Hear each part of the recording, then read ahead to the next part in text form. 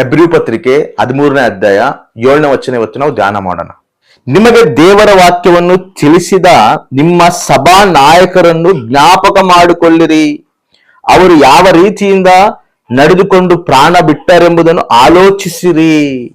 ಈ ವಾಕ್ಯದಲ್ಲಿ 3 ಮಾತುಗಳನ್ನು ಪೌಲ ನಮಗೆ ಹೇಳುತ್ತಾನ. ಏನಂತ? ದೇವರ ವಾಕ್ಯವನ್ನು ತಿಳಿಸಿದ ಸಭಾ ನಾಯಕರನ್ನು ಜ್ಞಾಪಿಸ್ಕೊಳ್ರಿ. ಎರಡನೇದು, ಅವ್ರು ಯಾವ ರೀತಿ ನಡೆದುಕೊಂಡರೋ ಪ್ರಾಣ ಬಿಟ್ಟರೋ ಅದನ್ನು ಆಲೋಚಿಸಿರಿ. ಅವರ ನಂಬಿಕೆಯನ್ನು ಅನುಸರಿಸಿರಿ. ಇನ್ನೊಂದೇನಂತ? ನಂಬಿಕೆಯನ್ನು ಅನುಸರಿಸಬೇಕು. ಅಂದ್ರೆ ಸಭಾ ನಾಯಕರು ಅಂದ್ರೆ ನಮಗೆ ದೇವರ ವಾಕ್ಯವನ್ನು ತಿಳಿಸಿರುವಂತವ್ರು, ಅವ್ರನ್ನ ನಾವು ಜ್ಞಾಪಕ ಮಾಡ್ಕೋಬೇಕು.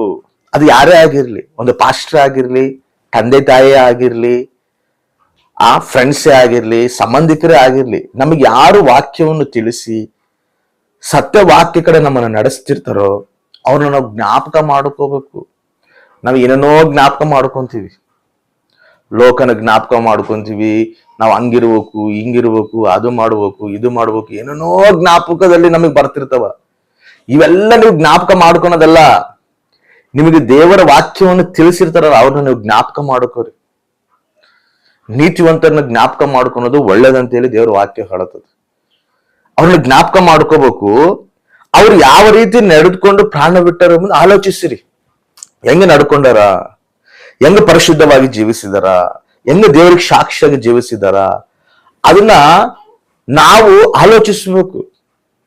ಅರೆ, ಭಕ್ತರು ದೇವರಿಗೆ ಮಹಿಮಕರವಾಗಿ ಜೀವಿಸಿದಾರಲ್ಲ, ದೇವರಿಗೆ ಸಾಕ್ಷಿಯಾಗಿ ಜೀವಿಸಿದಾರಲ್ಲ, ನಾವು ಆ ರೀತಿ ನಡ್ಕೋಬೇಕಲ್ಲ, ನಾವು ಆ ರೀತಿ ಜೀವಿಸಬೇಕಲ್ಲ, ನಾವು ದೇವರಿಗೆ ಮಹಿಮಕರವಾಗಿ ಆ ಭಕ್ತರು ನಡೆದಂಗ ನಡಿಬೇಕಲ್ಲ ಅನ್ನೋದು ಆಲೋಚಿಸ್ಬೇಕಂತ ಆಲೋಚನೆ ಮಾಡಬೇಕು.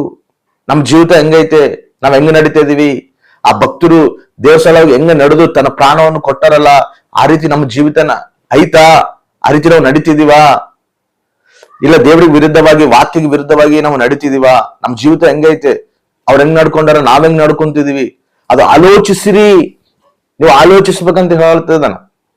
ಅದೇ ರೀತಿಯಲ್ಲಿ 3ನೇದಾಗಿ ಏನಂತ ಹೇಳ್ತಿದ್ದಾನಂದ್ರೆ, ನೀವು ಅನುಸರಿಸಬೇಕು. ಅದನ್ನ ಏನ್ ಮಾಡ್ಬೇಕು? ಅದನ್ನ ಅನುಸರಿಸಬೇಕು, ಅದ್ರ ಪ್ರಕಾರ ನಡಿಬೇಕು, ಅದ್ರ ಪ್ರಕಾರ ಜೀವಿಸಬೇಕು.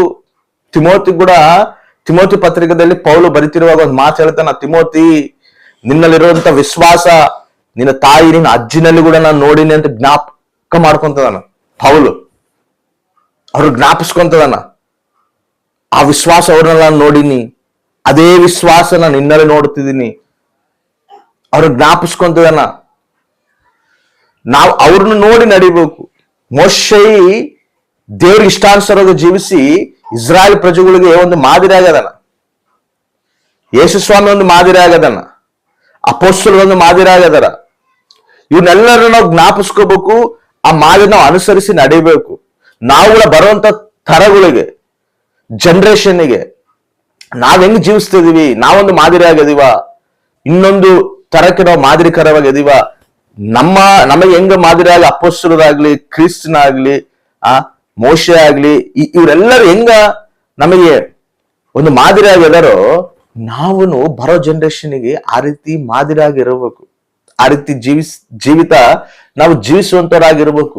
ನಾವು ಜ್ಞಾಪಕ ಮಾಡ್ಕೋಬೇಕು, ಅದನ್ನ ಆಲೋಚಿಸಬೇಕು, ಆಮೇಲೆ ಅನುಸರಿಸಬೇಕು. ಆ ರೀತಿ ನಾವು ನಡೆಯುವಂತವರಾಗಿರ್ಬೇಕು. ಅದನ್ನೇ ಪೌಲ್ ಹೇಳುತ್ತದೆ. ಆಮೇಲೆ